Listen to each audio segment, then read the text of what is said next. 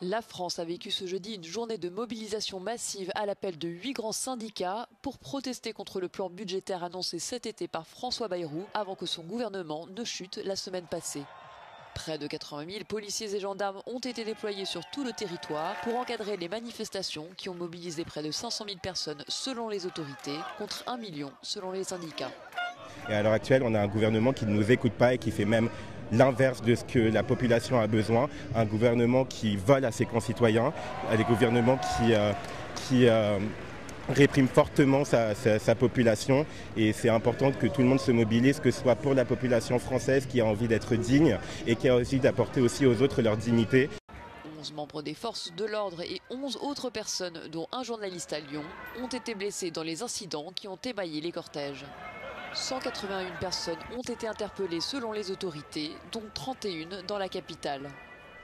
France is witnessing one of its largest protest movements in years, as hundreds of thousands of protesters took to the streets of the country against the government's announced austerity measures.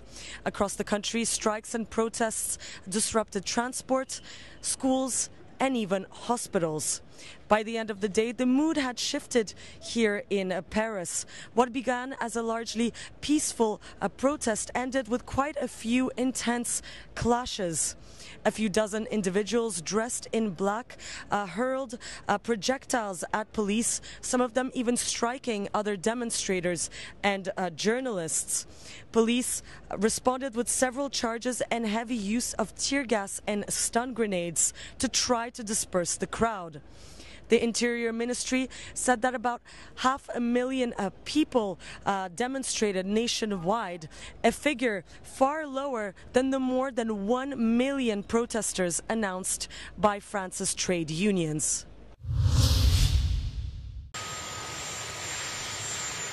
Vladimir Poutine m'a laissé tomber, il m'a vraiment laissé tomber. Déclaration de Donald Trump à l'issue de sa deuxième visite d'État au Royaume-Uni. Un peu plus de 7 mois après sa prise de fonction, Donald Trump exprime sa déception vis-à-vis de son homologue russe et répète qu'il misait jusqu'ici sur ses relations avec le président Poutine pour faire la paix en Ukraine. Le Premier ministre britannique a de son côté appelé à accentuer la pression sur la Russie pour tenter d'obtenir un cessez-le-feu. Au chapitre des relations bilatérales entre Londres et Washington, Donald Trump assure qu'il s'agit d'un lien indéfectible et que les deux pays seront toujours amis. Le président américain a toutefois admis un désaccord sur la question de la reconnaissance d'un État palestinien envisagé par Keir Starmer. Donald Trump estime en revanche que les États-Unis et le Royaume-Uni font face au même défi de l'immigration clandestine qui, selon lui, détruit les pays de l'intérieur. Avant leur conférence de presse commune, les deux hommes ont signé un accord de coopération technologique. L'accord s'est concrétisé par l'annonce de dizaines de milliards d'investissements, le plus grand programme d'investissement de toute l'histoire britannique, selon Keir Starmer.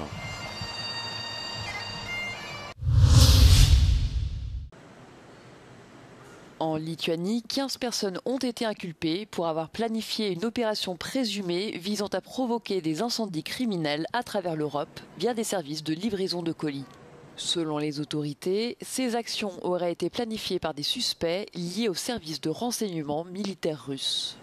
Le groupe aurait dissimulé des engins explosifs de fabrication artisanale à l'intérieur de coussins de massage et de tubes de produits cosmétiques. Certains des colis contenant ces produits, transportés par les services de livraison DHL et DPD, ont explosé au Royaume-Uni, en Allemagne et en Pologne en 2024. Les autorités lituaniennes ont confirmé que des mandats d'arrêt internationaux ont été émis contre 3 personnes et que les incidents survenus en 2024 faisaient office de test pour une opération russe visant des avions cargo en direction de l'Amérique du Nord.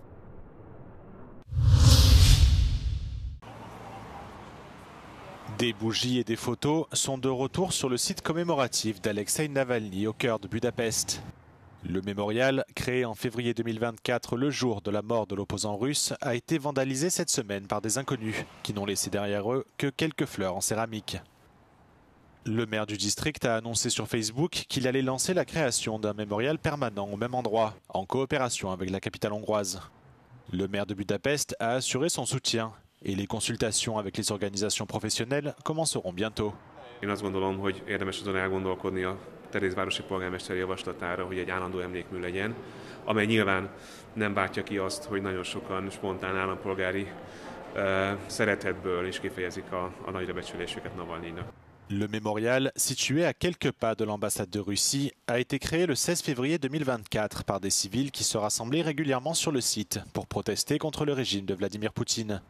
Un groupe d'amis qui entretient régulièrement le site organisera une manifestation la semaine prochaine. Ez a barbárság, amit itt elkövettek, ez nem egy sima köztörvényes bűnözés, hanem ennek nyilvánvalóan politikai háttere és alapja van. Nem tudjuk, ki tette, akkor tudunk mondani, hogyha például a térfigyelő kamerákat a rendőrség és egyéb hivatalos szervek a kamerák felvételeit megnézik, és elkezdik a nyomozást. Én feljelentést tettem ismeretlen tettesek ellen, de az, hogy ennek az egésznek politikai indítatás és háttere van, abban én egészen biztos vagyok. L'ambassade de Russie a déclaré dans un communiqué qu'elle considérait ce mémorial comme une provocation. Le Kremlin a toujours nié avoir tué Alexei Navalny, affirmant qu'il est décédé d'une hausse soudaine de tension artérielle et des suites de maladies chroniques. Une version contestée par la veuve de l'opposant. Yulia Navalnaya a annoncé cette semaine que des tests de laboratoire ont confirmé que son mari a été empoisonné.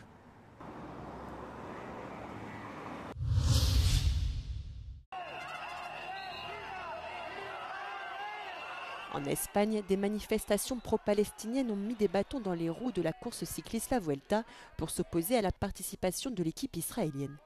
En parallèle, le Premier ministre espagnol Pedro Sánchez a proposé une série de mesures pour mettre la pression sur le gouvernement israélien. Ces positions pro-palestiniennes s'inscrivent dans une longue tradition d'amitié entre Madrid et les pays arabes. Isolé sur la scène internationale à cause de sa proximité avec l'Allemagne nazie et l'Italie fasciste durant la Seconde Guerre mondiale, l'Espagne de Franco cherche à se rapprocher des pays arabes. Franco, para ganarse sobre todo los votos en Naciones Unidas de las monarquías conservadoras árabes, lo que hace es no reconocer el Estado de Israel.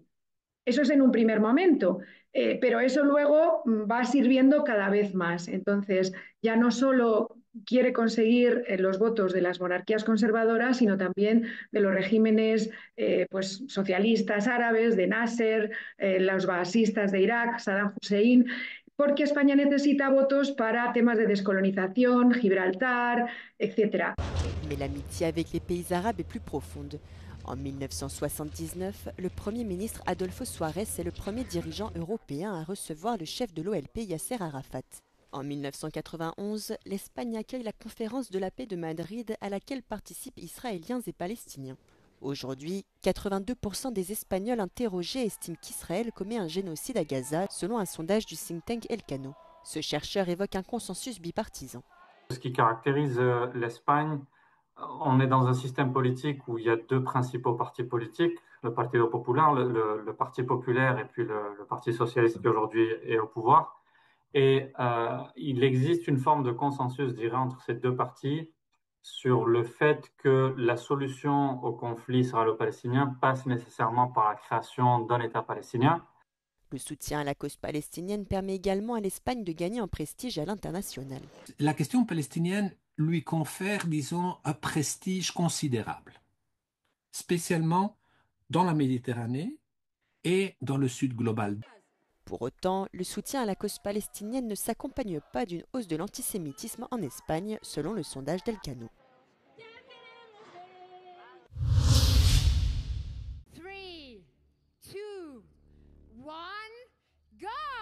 Nouvelle étape franchie dans la construction du tunnel sous le col du Brenner qui doit relier l'Italie à l'Autriche. Après des années d'excavation, les ingénieurs ont franchi le dernier diaphragme rocheux de ce qui promet d'être le plus long tunnel ferroviaire du monde. Devant les caméras du monde entier, la première ministre italienne Giorgia Meloni et son homologue autrichien Christian Stocker ont assisté à la destruction des 6 derniers centimètres de roche qui séparaient les deux chantiers, commencés en 2007. Plusieurs années de travaux sont encore prévues pour rendre opérationnel ce projet titanesque de plus de 10 milliards d'euros, Une fois fini et connecté au réseau d'Innsbruck, ce tunnel s'étendra au total sur 64 km et devrait accueillir les premiers trains à grande vitesse en 2032. Il vise notamment à désengorger le col du Brenner, principal point de passage entre le nord et le sud des Alpes. Les livraisons de nourriture progressent dans toute l'Europe. Les hamburgers et les pizzas sont toujours les plats préférés des Européens. Mais la cuisine asiatique gagne peu à peu du terrain.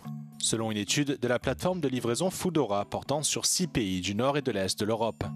À Stockholm et à Helsinki, c'est le sushi qui connaît la plus forte croissance. À Oslo également, les livraisons de cette spécialité japonaise ont augmenté de près de 14% en 2024. Le rapport de Foodora montre que les habitants des banlieues dépensent plus d'argent pour les livraisons de nourriture que dans les centres-villes. Les clients situés dans les quartiers périphériques de Budapest ou de Prague par exemple ont dépensé jusqu'à 20% de plus que les habitants des centres-villes en 2024. L'étude fait également état d'une augmentation des livraisons de produits d'épicerie, tels que les fruits, les légumes, les produits laitiers ou encore les produits de soins personnels. En 2024, les livraisons de fruits et légumes ont augmenté de près de 16% à Stockholm et d'environ 69% à Oslo. Tandis que la demande de produits de première nécessité a augmenté de 15% à Budapest et à Prague.